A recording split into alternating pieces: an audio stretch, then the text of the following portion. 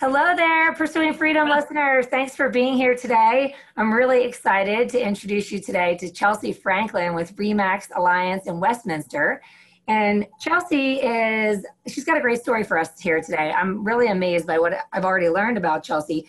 She's a former golf player at the University of Oklahoma, a big Sooners fan, which we can see in the background if you're watching the recorded video here. And she got into real estate in 2013 in Oklahoma and then moved up to Colorado in 2016 and did something like 40 transactions in her first full year here, which is insane. She's also a mom of two, which makes her a super rock star. Her 2-year-old and 4-year-old daughters are adorable. And she's going to tell us her story of how she manages growing a business with her online presence, her sphere, her flips, her investments all over Oklahoma. Like, there's so much going on. I just can't wait to dig in. So with no further ado, Chelsey, tell us a little bit about your backstory and how you got into real estate and why, and then what brought you to Colorado and your story. So awesome. Thank you so much for having me. This is really exciting. I love it. It's so fun to learn from other people too. So background, I grew up in Louisville. So pretty much a native of Colorado. Monarch High School. Got recruited to play golf, went to the University of Oklahoma, played for 4 years, 4-time letter winner. Then I went on to get my master's in intercollegiate athletic administration. Whole idea was just to stay in the golf industry because that's just what I knew. I got my undergrad in communication and then master's in pretty much sports administration. Got a couple of coaching offers, which was great. But then in the middle of it, my husband, who played football at the University of Oklahoma, I think when you're young, you're still it's hard to pick a degree right off the bat and you're not sure what you like or maybe what you're passionate about or where you want to spend your day in and day out. But Daniel decided to go to law school. And in the middle of it's kind of like a whirlwind. So I got my master's, got coaching offers. Daniel decided to go to law school. And my dad was like, you should try real estate. So obviously you just have to have a GED. So having a few degrees, it was pretty easy to get your real estate license, as we know, because the market's overflooded with real estate agents. But it's been wonderful getting to know people. It's a hospitality industry. So, I mean, I really enjoy the grinding and finding people the right properties, helping people make money in real estate. I mean, there's just a lot of avenues there, but so got licensed in 2013, I think. Yeah, so, that's what you said. I'm still licensed in Oklahoma. Metro Brokers of Oklahoma is who I hang my license with. I am just mostly licensed there just for referrals. Obviously, I can't be out boots on the ground. But for our own investment purposes, it's a great state to see some awesome cash flow. So if anyone's interested in cash flow talks, let's go. Oklahoma. I am actually. So we're going to have a side conversation after this is over. So how many properties do you guys own in Oklahoma now? We have 18 total, 14 in Oklahoma. Wow. So do you have a property management company of your own, or do you use a company down there? Yeah, I've got 3 different managers in Oklahoma, and then I just manage the ones in Colorado. So you have 4 here in Colorado? Yes. And do you do all long-term rentals, or do you do any short-term rentals? 5 in Colorado. All long-term. Yeah, I don't know the Airbnb business. It's everyone's on a year or longer lease. So. Okay. Wow. Awesome. So you're managing properties on top of momming and running a successful real estate business. Yeah, just my own stuff. I'm blessed with really, really awesome tenants right now. So, I mean, if they get to a point where I'm getting a call, a day, a week, it depends on what it is, then a manager has to jump in. It's all time value of money. If you're taking my time, sure, it might be worth it to pay somebody else to do that job. But yeah. Cool. So what did it look like when you first got licensed in Oklahoma? So, I mean, take me back to how did you pick Metro Brokers and what kind of mentorship did you have when you jumped in at first? Yeah.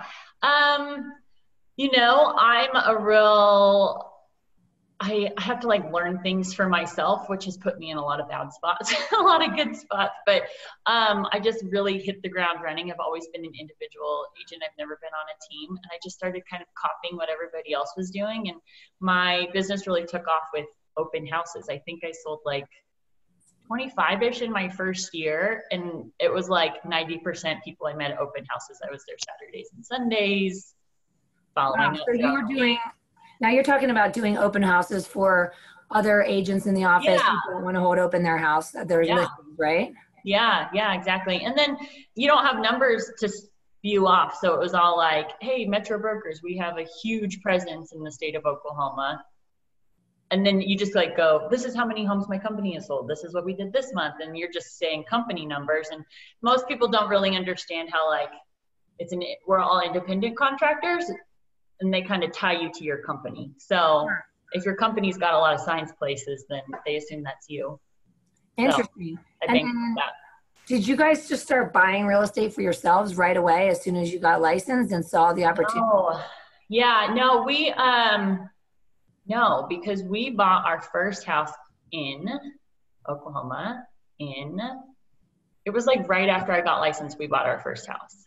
We really didn't start picking up aggressively all these properties until summer of last year. So it's only about a year and a half that we've really been acquiring a lot of property. I know my husband and I sat down to dinner the other day and we're like, oh, how did this happen? We just like bought all these multifamily and sixplex and a couple single family. Oh, wow.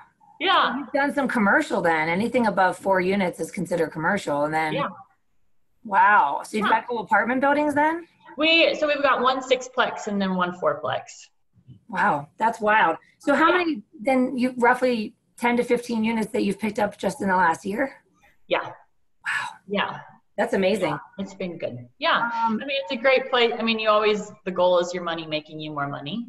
So, I mean, if I have some big sales, I mean, the commission checks in Colorado can be pretty big. So I just turn around and then buy another house. Awesome. And then start letting it cash flow. So. And then now you mentioned that you were a solo agent for a while, but you are starting to build a team. Is that right? Yeah. So my team consists of my sister, who's my buyer's agent. She's also my next door neighbor. Some might say we're close. Yeah, we're funny. We're opposites though, so we work really well. She's a more introverted. We're both, I don't know, we just work well. I'm 5'11", she's 5'2". Some people say we look alike, but I don't know. Yeah, so we work well together, and then I've got 1 transaction coordinator. Awesome. And before we started recording, we talked a little bit about how your business is broken up. So there's, you mentioned 25% repeat and referral from your sphere, and then 25% probably coming from online leads. So talk to me a little bit about that, because we actually have not dug in at all with anyone yet on the podcast. And I think you're going to be episode number 30, the big 30. So anyhow, I don't think we've really dug into how did you go about building your presence on Zillow? What other sites are you on? What kind of leads are you getting? And like, how often do you see those convert? Like, tell me a little bit more about that process. Yeah. Okay. So I'm also a partner agent on Redfin, which is a really big interview process. You have to go through like 3 days and lots of videos. So that was pretty awesome. But I think I closed like 13 Redfin leads this year. So that was really great. And then the sphere, that 25, that sphere, Facebook referrals.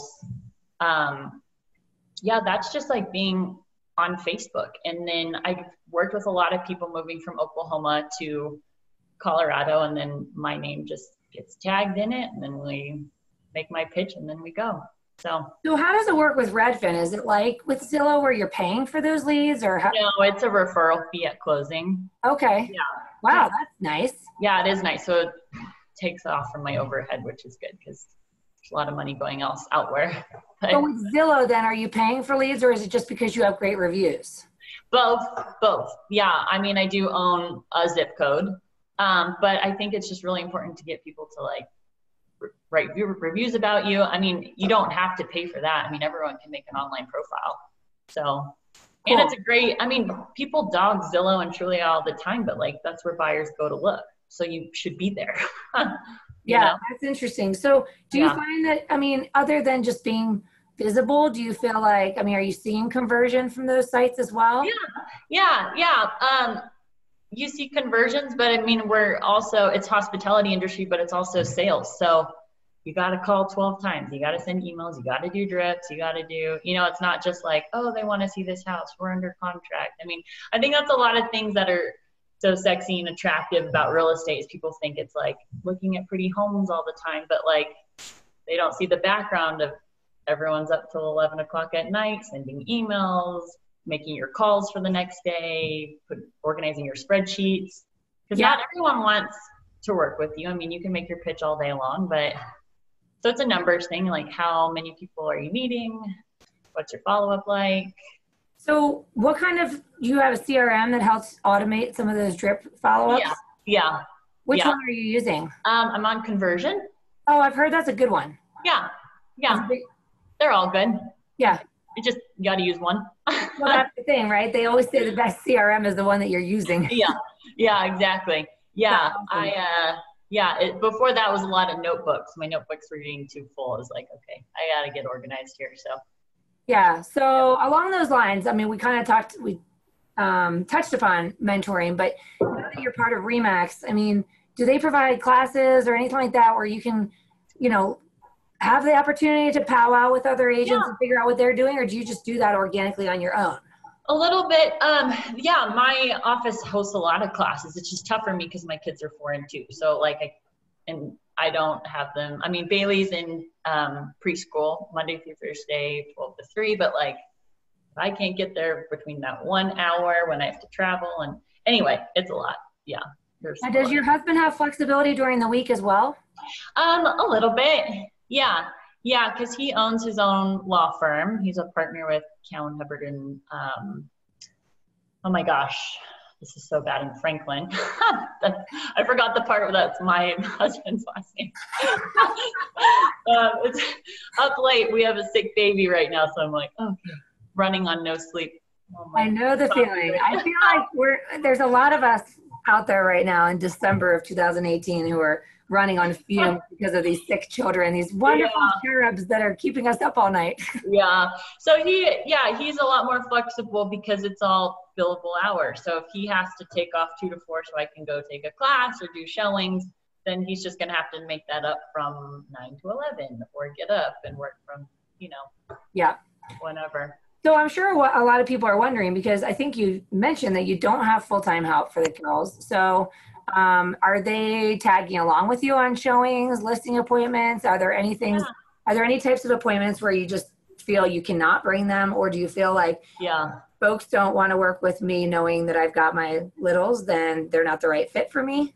Yeah, no, I mean, it's going to take a lot for me to turn down a lead, but, and I'll try to accommodate anything, but people have been really receptive to me bringing my kids. I mean, because we all have a life, and I think they appreciate that. It makes it more real maybe, but I mean, I think I'm just also, I mean, I know my numbers and I feel like I'm pretty good at what I do. I mean, I didn't know how else to say that other than and I can connect with people and I get them in the right properties and I know the right clauses to put in the contract to win somebody in a multiple offer scenario. And my kids aren't the least of the concern. It's like, there's so many things that are going on right now and they're good. They're good girls. So, I mean, I hand them my phone, an ice cream cone, and let's talk real estate. I mean, they'll just sit there for a minute.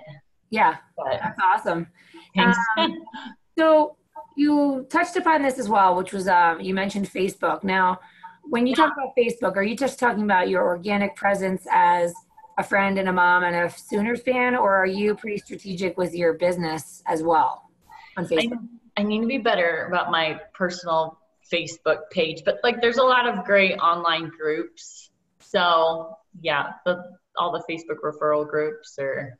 So what are you talking about? I've never heard about this. Oh, really? Okay. Well, they might just be, I don't know if any lenders are in them, but there's a lot of ones just with agents. And I think when you said like a lot of classes, people go on and they post like, hey, this has happened with me. They're based in Florida. And then people from all over the country chime in like, well, I don't know your contract, but this is how I would handle this. And So you just stay really active and keep giving advice, and that way people think of you and know who you are when an opportunity comes to refer someone in Denver? Yeah. And there's a lot of them too. And I feel like I'm a busybody. I always have my phone's right here and it just keeps going off, but I just put it down. I just always have it on me, and I just you just see it. I don't know. I don't actively think, oh, today I have to log in here. I just jump on and check it out. What's going on today? So do you, in terms of, do you have a business page as well, or do you just use your personal page for everything? I have both, yeah. But I have my Instagram tied to my personal. And then are you pretty active on your business page too? I need to be better, but yeah, I do. Yeah. Are you doing video, stories, photos of clients, all of the above, or what? I mean, I think a lot, it's more just market updates, or here's a new listing I got, or here's the open house I'm sitting at, or. Yeah. What about, what are the other online spaces that you're active in? LinkedIn. Okay. And Instagram, Facebook. Are you leveraging LinkedIn for your business much? I have gotten some referrals from LinkedIn, but I mean, it just mostly just posts them just to stay active on it in the forefront of people's minds, Yeah. I'm terrible on there. I'm pretty much non-existent. I don't even know the last time I checked. I probably have 400 emails from automated recruiters or something. Yeah. I mean, that's not one of my big go-to places, is got to stay active on LinkedIn. But I mean, if you get one deal a year from it, that's amazing. Yeah, definitely. The more places you can be, the better. So what are you thinking about for 2019? Are you planning on growing your team? Are you still trying to figure that out? Yeah. Definitely planning on bringing somebody. I don't know what it's going to be though. Yeah, I'm doing some 2019 business planning, and I'm not sure if it's more help on the showing side of it, if it's a true buyer's agent, if it's an assistant. I'm not sure what I need. I need something though, because I'm pulling my hair out a little bit, but yeah. And you mentioned that your sister already closed 13 transactions in her first year and just got licensed in February, which is pretty amazing.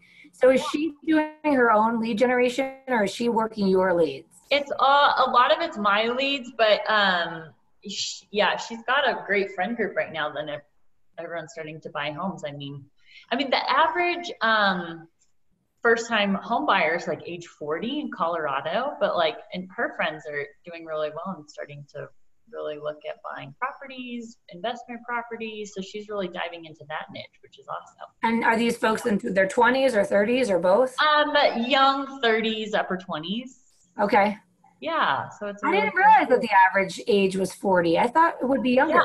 Well, I saw it in Colorado was 40 just because our sales prices are much higher. Our average sales price is 400 just for the whole metro. I mean, just on RE. I mean, Denver's probably just below 500. Parts of Erie are 550. I'm based in Erie.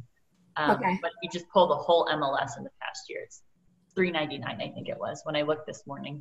Got it. Now, how often do you guys spend time together as work? I mean, for work-related activities, are you pretty much operating side by side autonomously, or are you spending most of your time together brainstorming, marketing together? Yeah, we spend a lot of our time together all the time. Yeah, which can be a good and a bad thing because we get distracted, maybe we should do a quick workout, or And are you guys creating a brand that's for the two of you, or do you each have your own? It's me. It's the Franklin team. Yeah. Got it. So I guess what I'm picturing is how does this work for folks? I don't know that we really dug into this very much with buyer's agents and how you go about handling it. So when you pass off leads to your sister, I mean, do you talk about your team from the get-go now that you have you have started a team? So are you now, as the Franklin team, the minute you talk to a lead, you're going to let them know that you've got a partner, or do you call her a buyer's agent? How do you present it to the client? It depends on where Brooke and I stand that day. If she's a buyer's agent, an assistant, or whatever, or my sister showing up. But then people kind of get to know us. It just depends on the day what I call her. But usually it's a buyer's agent. Brooke Lapine is representing the Franklin team. you're going to work with both of us throughout this transaction. I mean, CC both of us if you can, so that, because I have more experience, you know, I've sold over 200 homes. So it's like, yeah, I feel like they feel more comfortable with me, but then Brooke's really quick at responding. She's like the boots on the ground, and then I can stay behind the computer. So are you getting to a point now where you're able to be out in the field more and she's able to be at the computer more in terms of responsiveness? And is that like liberating for you, or are you somebody that likes to be at the computer responding to everything? I like to be responding to everything. Yeah, I like to be responding. But then I feel like I kind of get rejuvenated when I'm out with people, because it can be really frustrating just being behind the computer screen and just typing away. But and if I can get out with people and like, okay, let's break this down. Why am I really doing this? I'm building a connection with you. This is actually a good time. So it can be hard though when you get like into all of your numbers. You're like, oh, my goal was this, and I'm 3 houses short, or yeah, create a lot of anxiety because I'm pretty competitive. But I think that's I think most of us in our industry are, because we wouldn't be in this industry if we didn't have some level of competitive nature, even with ourselves. Really, it's what it's about, because you want, as you're growing and you want to be improving, there's some level of competitive there where it's like, well, I did this much, so I can do more. I can always do more. I can always do better. I can always be faster, smarter, you know? Yeah, exactly. Yeah, and year over year, I mean, I keep increasing how much I'm doing, so, which is good. But with that, it's like, God, I'm not really sure what the next step looks like. I mean, because a lot of teams they operate differently, you know? So I just am trying to figure out what's working for me. Yes. Well, you might already be doing this because it sounds like you're more organized than I am, but I brought on my best friend in the summer of 2014, and it worked out swimmingly. We worked really well together. We complemented each other with our personalities and our style of doing things. And she was a self-starter, so she kind of sat next to me for a few months and learned everything by osmosis, and then it kind of like that. Yeah. The challenge became when we saw the business take off, because with 2 people, we could do so much more, and our impact grew, and then our business grew. And then we ended up finding ourselves overwhelmed and needing to hire somebody. And the problem is that we kept trying to hire people and expecting them to be able to learn by osmosis. Right. So eventually it was like all the stuff that lives in my head I sort of transmitted to her head. We had to figure out a way to put that on paper and have a better training program for the sake of the new people trying to join our team, because we just expected everybody to just jump in and figure it out. But the bigger your team gets, the more inefficient that becomes. Right. It was probably not until 2 years after building a team that I actually spent a 4-hour plane ride writing down all the scripts that live in my head, that they become scripts because we find a way to explain something and we see that it works and people understand it. So we repeat ourselves till it becomes a script. Right. And she knew all the scripts because she sat next to me for 2 years. But the other folks, so I don't know, are you thinking that far ahead where it's like, we're going to eventually have people that come along and they're not going to be able to be telepathic like us because we're sisters? Yeah, that's part of it. But it's like, I think the ideal person is somebody like, I give you a lead. I actually really don't want you to call me. I'm going to call you once a week to follow up. How are things going? Do we make closings? Should we talk about things? So you want someone independent running their own show and that can help take some leads off your plate so that you don't lose the leads. Right. Because when you lose leads, you lose money. And how much did you pay for that lead? Was it just a generic? I mean, it doesn't matter. Like, if you lost a lead, you lost a lead. So how do you retain more of them and keep them in-house and get them to closing and build a connection? And so if you know anybody. All right. Well, there's a lot of people listening that might want to be a part of that. So what kind of training were you able to, like, how did you even have the bandwidth to train your sister when you've got so many other things going on? You're flipping properties, you got 2 kids. So we started doing one big flip in Boulder together. And I think, like, I made money on the purchase and I was gonna make money on the resale. And then she was gonna make money as a partner. And then we start diving into it. And it's like, I mean, you can stage the house if you want, but that's like $2,000. I mean, that's really not where all the money's at in real estate. So I think that we just kind of talked through it. And I mean, if you want anyone to succeed, you want it to be your family. You want it to be your core. was like, get your license. Let's go. You should be making more money. So, and she was just working in the golf industry, which is fantastic. But we love working together, and it's been working well. So, do you have any other siblings? Nope, just the two of us. Okay, because I was going to say, you can find a buyer's agent right there, right? I know, right? No. Cousins, neighbors. Well, no, I mean, I joke, but after I hired my best friend, then my nanny of 2.5 years joined my team, and oh my gosh, is the absolute savant, and was on my team for 3.5 years. Then I hired my neighbor, who was one of my best friends, and oh yeah, just kind of spiraled out from there. And yeah, we all have this close-knit kind of family culture, and it's interesting because as we grow, we have to be careful because we need to make sure that the people that join the team can fit into the family, not just not just come in and look for a paycheck, but actually and love our clients and each other the way that we already do, Right. Yeah, that's a big part of it. I mean, I think I've said like 5 times already in this podcast, like the money and the cash flow and but it's about people, and it's like, and then the people are the ones who give you repeat business. And so how good was your transaction?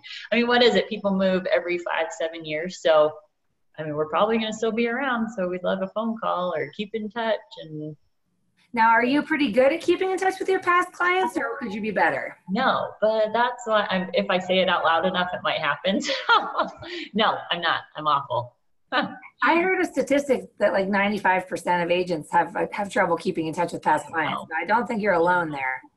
No, yeah. No, that's one thing. It's on my list of 2019 to get better at. So we'll see. Well, we were introduced by a lender, and you should really think about this idea that we've been talking about on the podcast and with some of my friends in the real estate industry, is this idea that I feel that lenders are missing the boat, and the lending world needs to start to take some responsibility for that past client follow-up.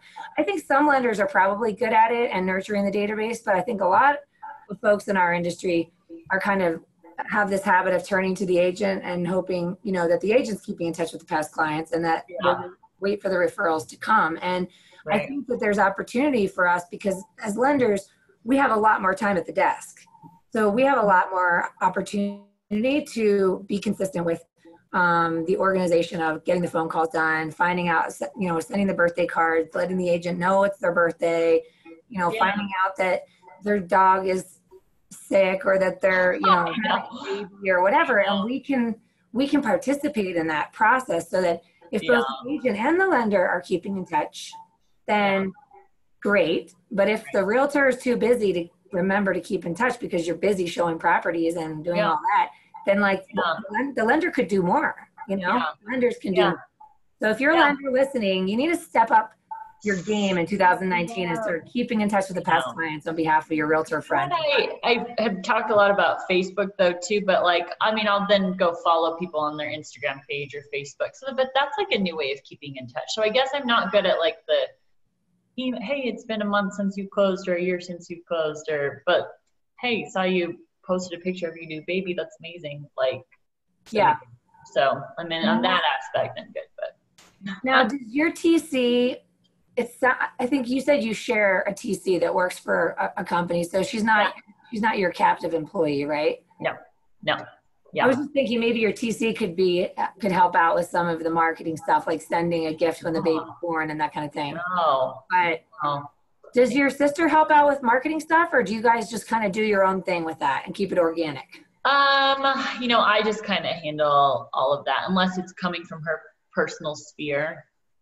And then it's just everything that I'm doing that she's jumping on with. So awesome. And is the goal for her to continue to be a buyer's agent into eternity, or do you think someday it would be more of a partnership, or what? Yeah. I mean, we'll see. I don't know. So, as of this summer, it became the Franklin team. Yeah, I mean, never say never to anything. I mean, if somebody's going to bring more to the table than I'm bringing to the table, well, we should start splitting stuff, Got it. Okay. Yeah. Okay. So talk to me about the flips. How many flips have you done? Yeah. I think it was, my number, 6 or 7 this year. 7 this year? Mm-hmm. Yeah. Oh my gosh.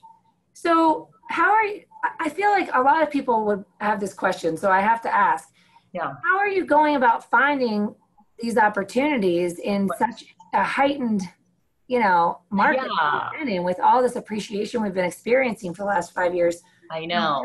Where are you finding those opportunities? Just on the MLS. It's just a good old fashioned home search. Like, hey, you've got some extra money. Maybe we should flip a house. This one looks like it has a pretty awesome return. I mean, it's not one, we bought a couple through wholesalers, the past year. So then it's, quick closes, but, the other ones that I found, it was just, running a search fixer upper or, just a target keyword. Sure. Yeah. It was just all the timing of it too. It's not like I got myself set up on a drip. It was, hey, let's look for something, really look for something for a week and then set the deal up. Cool. And then, were you just winging it at first? Did you read any books about flipping, or did you just kind of go for it and then find contractors? Yeah, I just really went for it there. This first one that we did as a family was just, we really grew closer. We got introduced to permits and building inspectors and codes and wow. Yeah, it was, I mean, you just got to learn by doing. I mean, I just think a lot of people like to talk about things and you just got to do it, Yeah, that's awesome. Flip a house. Okay, buy a house, then flip it. Just do it. Is there any, okay, so you've got 18 rental properties that you're managing, or you've got people managing some of them, you're managing 5. Yeah. Done 7 flips just in this 1 year alone. You've got internet leads that require a high level of attention and responsiveness. I mean, you really have to be on it like white on rice. Right. You've got your sphere and you've got 2 kids. I'm just like wondering, do you sleep at all? Or? Oh, yeah, I maybe drank a little too much this year. I'm trying to get into like working out more, and it can be a lot. It's a lot. That wasn't really where I was going to go with that question. My question actually, but I'm thinking, I know we're going to dive into like my personal stuff now. No. I know the listeners are like, dang girl, this girl is badass.